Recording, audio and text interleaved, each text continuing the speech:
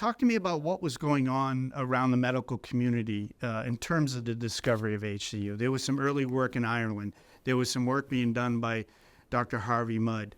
And was it really the connection of some of that early discovery and then your discovery of this result for Sean in the newborn screening? Well, I had known of the early work. I'd known of the original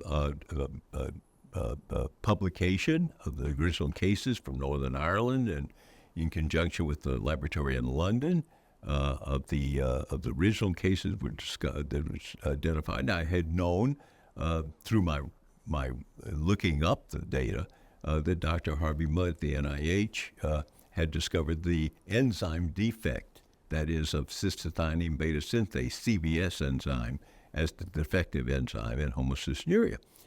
So I knew of those, and I knew of the work of Dr. McCusick at Johns Hopkins. Dr. McCusick was a medical geneticist who was really the leading medical geneticist, had the leading training program for medical genetics in the country at that time. And Dr. McCusick was very interested in Marfan syndrome. But he had wondered whether or not some of the patients with Marfan syndrome maybe had been misdiagnosed as having Marfan syndrome, but actually had homocystinuria.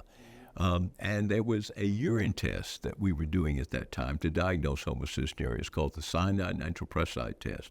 So he applied that urine to the patients who he knew about, whose urines he was able to collect. And I believe he discovered out of about 65 patients, I think he discovered about 20 of them had actually homocystinuria, not Marfan syndrome. And what year was this? This was 1965. He published, he and his fellows actually, who did most of the work, actually published this in the Journal of the American Medical Association in 1965.